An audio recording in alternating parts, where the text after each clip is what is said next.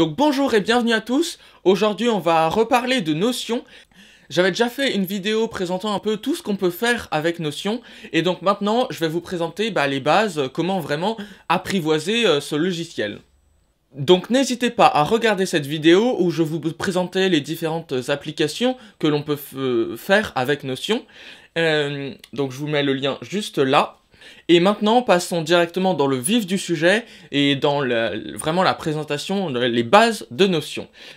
Avec les différents blocs et tout, on va voir ça tout de suite.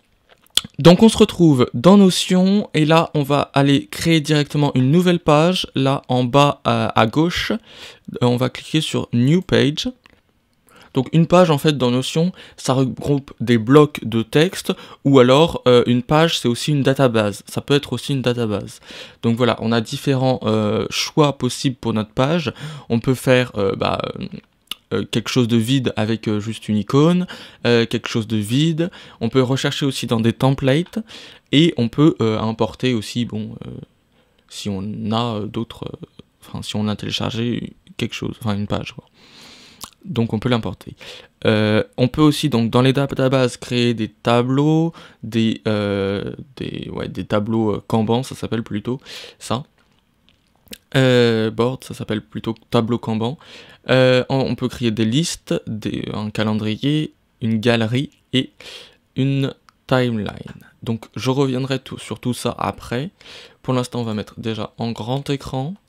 Et on va commencer par nommer notre page. On va les nommer tout simplement découverte de Notion. Voilà. Donc ensuite, on peut ajouter soit on clique sur un petit, soit on clique directement là. Hein, ça revient au même. On peut ajouter une icône. Hein, voilà. Que l'on peut choisir, il y a ça, il y a plein de choses. Donc voilà, et pour les icônes aussi, on peut chercher une icône. Donc, c'est en anglais hein, bien sûr. Par exemple, on veut, un bébé par exemple, baby. Voilà, on peut avoir plusieurs baby, voilà. On peut aussi uploader une image pour faire une icône. Bon, c'est pas très utile, mais bon. Et on peut mettre un lien, comme pour une image en fait. On peut mettre donc une couverture. On va mettre une couverture. Et là, on peut changer de couverture, parce que ça c'est l'image de base. Et on peut choisir d'autres couvertures là, parmi ce que propose Notion. Il n'y a pas énormément de choses, hein, mais voilà. On peut aussi en uploader encore, faire avec un lien, et on peut directement la choisir en cherchant sur Unsplash. Ouais, voilà, on va mettre une image de travail, voilà. Voilà. Et bien sûr, on peut la repositionner si on veut plus l'ordinateur, ou si on veut plus le pull, voilà. Je vais le mettre sur les mains, et un peu l'ordinateur.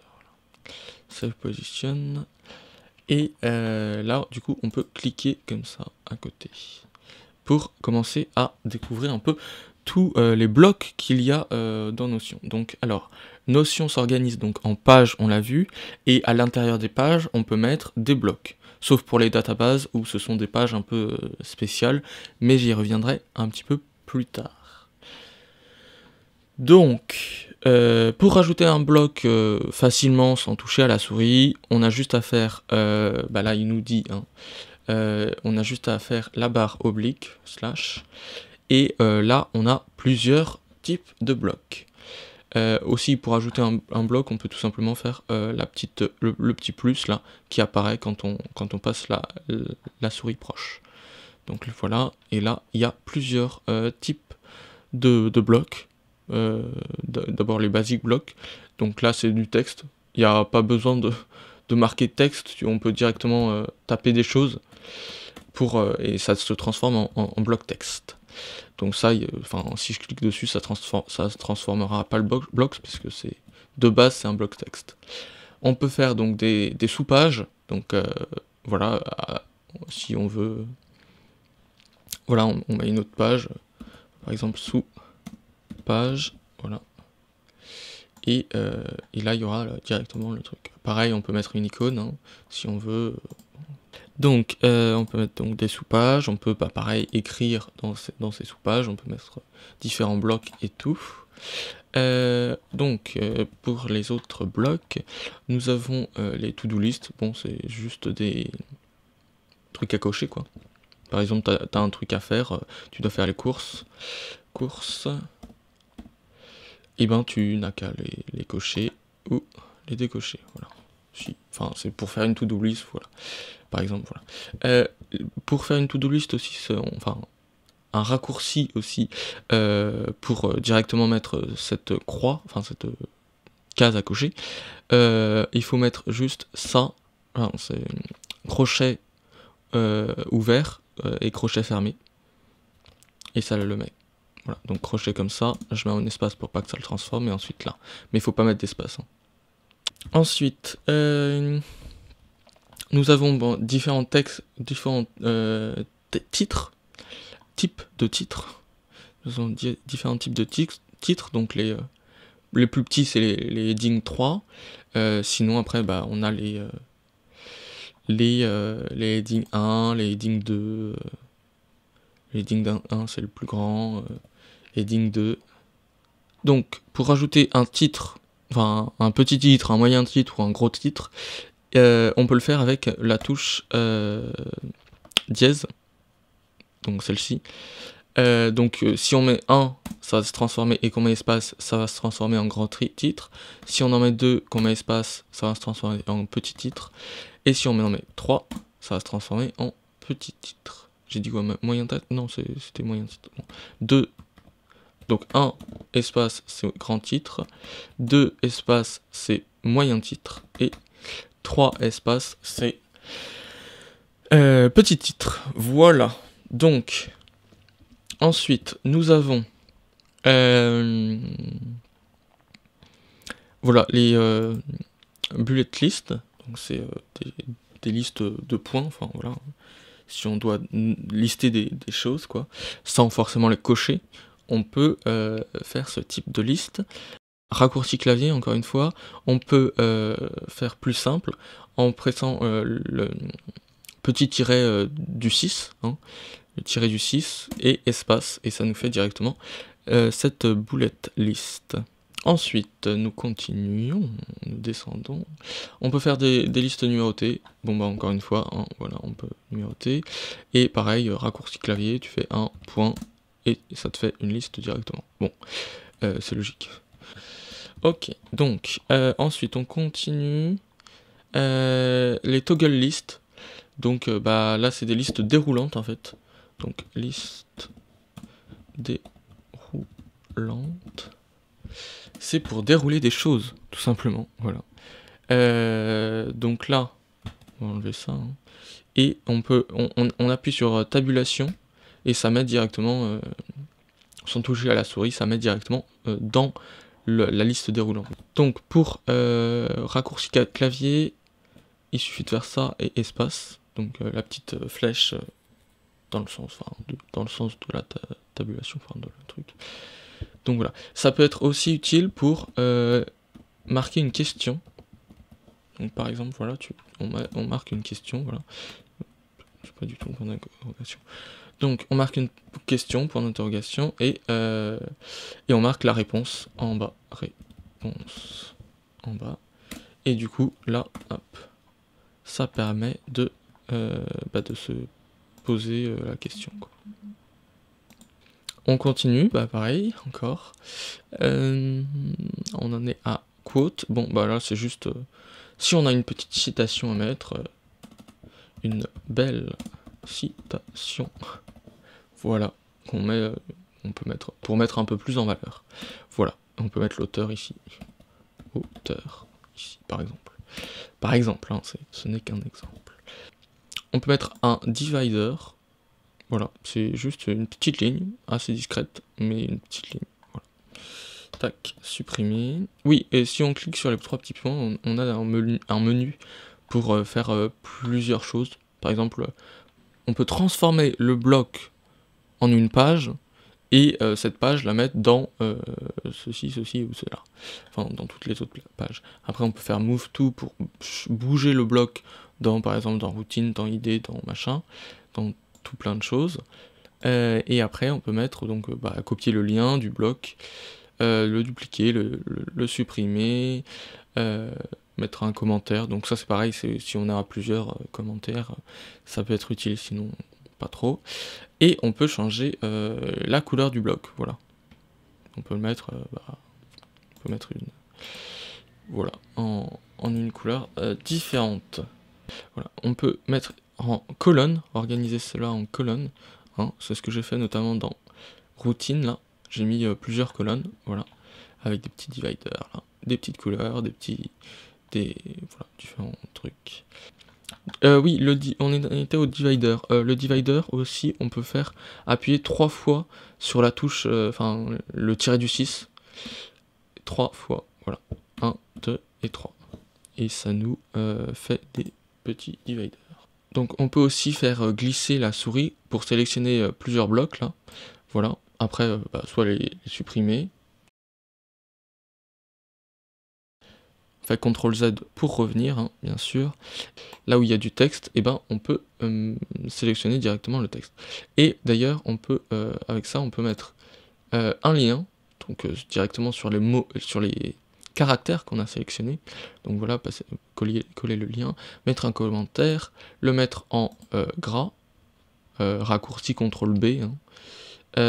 Voilà, vous avez les raccourcis là, c'est marqué. Hein. Le mettre en italique, le mettre en souligné, barré, ça c'est marqué comme code, oui bon ça c'est pas très... Enfin voilà, signaler comme si vous codez, dire que c'est du code, voilà. Bon, c'est pas très utile, mais bon. On peut aussi mettre, dire que c'est une équation, donc voilà. Après, je reviendrai aussi sur les équations, parce que c'est un petit peu compliqué, les équations. Hein. Et voilà. Et après, pareil, attends, on va peut-être pas sélectionner tout, on va sélectionner juste ce qu'on a sélectionné. Et après, on peut, voilà, par exemple, pareil, mettre différentes couleurs, différents backgrounds. Et voilà, après on a plus d'options, là, c'est les options du bloc, quoi. Nous avons donc... divider, je vais directement passer par callout, après on reviendra à link to page. Donc callout, c'est un peu comme quote, sauf que c'est mis en valeur différemment, voilà. C'est un peu plus mis en valeur, voilà. On peut même mettre un petit emoji, voilà, si on parle de l'Angleterre, voilà. Et là, pareil, on peut mettre des colonnes, par exemple, et tac, tac, voilà. On peut bouger les colonnes. Donc, pareil, on peut aussi déplacer les blocs, hein. Vous avez vu, depuis tout à l'heure, je déplace les blocs comme ça, mais je prends depuis les 3 petits points, et je les place un peu où je veux. Et oui, là aussi, j'ai pas parlé de l'indentation, mais on peut à chaque fois appuyer sur Tab pour indenter, pour indexer plutôt, je crois, qu'on dit. Tab, ça permet d'indexer un bloc. Voilà, le décaler un petit peu vers la droite. Mais on peut pas le mettre, on peut pas l'indexer après n'importe quel bloc. Là par exemple, si j'essaye d'indexer ce bloc là, ça marche pas. Mais si j'essaye d'indexer celui-là, ça marche. Parce qu'il y a déjà un bloc avant en fait. Il faut toujours qu'il y ait un bloc avant pour pouvoir indexer. Voilà. Voilà. Donc, on continue et maintenant link to page. Donc voilà, c'est juste pour faire un lien vers une page. La page n'est pas là, hein, bien sûr. Là, j'ai fait un lien vers routine. La routine, elle se trouve bien là. Elle se trouve pas du tout comme dans une sous-page, mais elle se trouve là. Mais il y a un lien en fait. Elle se trouve pas là, mais il y a un lien. On peut directement, si on clique dessus, se retrouver là-dessus. Mais c'est en aucun cas une sous-page en fait. La page se trouve bien en dehors de cette page-là, quoi. Voilà. Donc alors, on va continuer avec les blocs un peu moins basiques, hein. Les blocs qui sont nommés inline, oui, donc directement dans dans le texte en fait. Tu peux mettre un bloc dans le texte directement. Quand on est à plusieurs, on peut mentionner une personne, donc par exemple avec arrobase, hein, et le nom de cette personne, voilà, dans people, voilà, on peut mettre, mentionner moi, bon, ça sert à rien, mais bon, voilà. Quand on est à plusieurs, on peut mettre aussi donc un lien vers une page, donc toujours arrobase, et voilà, lien, mais là, la différence entre les deux liens vers la page, c'est que là, on peut marquer d'autres choses, par exemple... Et donc voilà, donc là on peut marquer, alors que là on peut pas, ça prend toute la ligne quoi. Voilà, voilà. Là on peut marquer sur la même ligne, sur le même bloc je veux dire. Voilà, voilà. Donc après on peut mettre des emojis. Voilà. On peut mentionner une date, donc toujours arrobase, et soit marquer tomorrow, soit marquer un jour vraiment. Si on veut mettre le 9 juin, et ben il faut inverser, il faut mettre 0609. Et pour l'emoji, c'est 2 points. Ou alors on clique là directement, mais sinon le raccourci c'est 2 points. Donc là par exemple, voilà. Et là on peut marquer emoji. Voilà. Sinon on met 2 points tout simplement. Et là on tape le nom de l'emoji qu'on veut. Donc par exemple on veut un t-shirt, bah on va mettre... voilà, t-shirt, on va mettre celui-là. Voilà, c'est un t-shirt et là on peut marquer après. Voilà, on peut marquer des choses après. Donc les équations, il y a 2 types d'équations. Il y a les inline équations et les un petit peu plus loin. Voilà, les blocs d'équations. Les blocs d'équations, bah pareil, en fait c'est la même différence que là, le lien vers une page. Là, c'est un bloc qui donne le lien vers une page. Là, c'est juste pas le bloc, mais juste une partie du texte qui donne le lien vers une page. Donc là c'est le bloc qui donne l'équation, et dans un autre... dans les équations inline, c'est juste... on peut incorporer avec du texte. Donc les équations, après les équations, il y a des sites très bien faits qui expliquent exactement comment écrire les équations. Donc, alors ensuite, donc voilà, toutes les databases là. Ensuite, donc on peut charger une image encore. Soit on l'upload, soit on met un lien directement, le lien de l'image, soit on la cherche sur Unsplash. Voilà, on peut mettre ça, je sais pas. Voilà.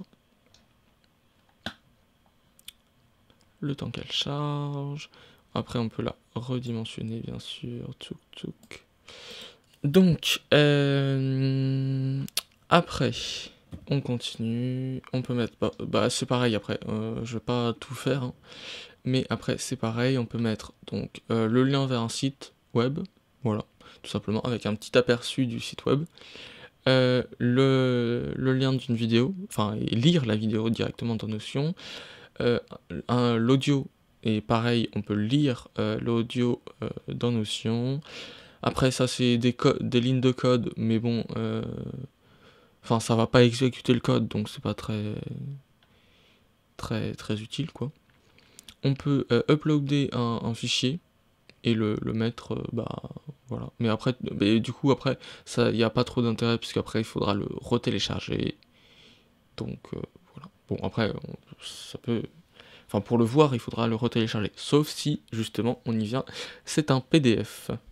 Parce que là, on peut mettre justement un embed et on peut donc ajouter un PDF et lire directement le PDF sur Notion. Donc, bon, je vous montre pas, mais bon, c'est comme une image en fait. On lit le PDF directement dans Notion comme une image. On peut mettre un truc de Google Drive, on peut mettre Twitter, voilà. Google Maps aussi, on peut mettre une map. Voilà, et après on pourra se déplacer dans la map, dans la carte quoi. On peut mettre d'autres choses, Figma, plein de choses. Voilà, le PDF là que je parlais. Ensuite, donc oui, on peut faire une table des matières. Donc là, c'est lui qui va directement le faire, hein. C'est Notion qui va directement le faire. Et du coup là, si on clique directement sur gros titre, bah, on va aller dans gros titres. Et la table de matière est faite en fonction des titres. Donc c'est pas à vous, enfin on peut pas la personnaliser, mais c'est oui en fonction des titres, des moyens titres, des petits titres, des gros titres, de tous les titres. Voilà. Donc ça peut être utile, par exemple, bah, si vous faites un petit site internet, un petit blog sur internet, ça peut être très utile. Dans la même idée, on peut voir où se trouve notre page.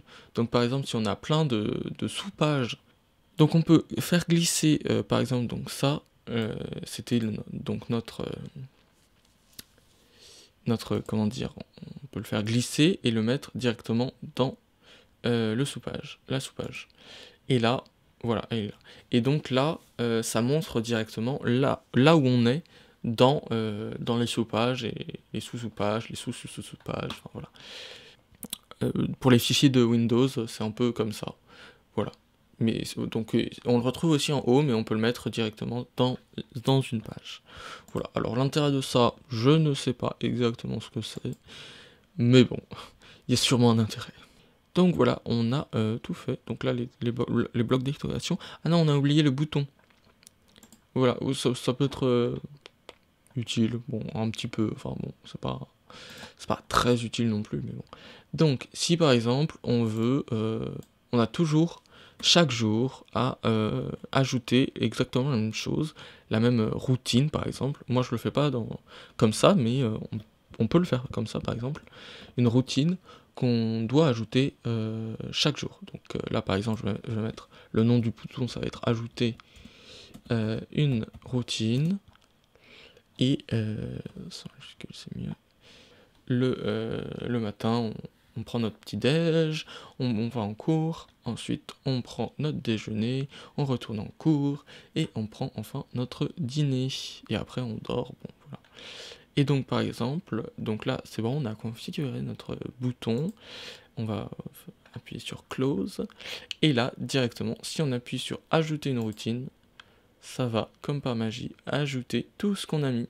Donc le déjeuner, le cours, le petit déjeuner, les cours, le déjeuner, l'autre cours, et puis le dîner. Et là après on pourra cocher, voilà. Bon, je le fais pas comme ça, hein, moi, mais c'est possible de le faire comme ça, donc c'est toujours bien de le préciser. Alors, donc on a tout vu, sauf les databases, donc, mais comme les databases c'est un petit peu compliqué, je pense que je ferai une autre vidéo qui sortira, je sais pas trop quand, mais voilà, une autre vidéo pour expliquer un peu plus en profondeur les databases, comment ça marche, à quoi ça sert.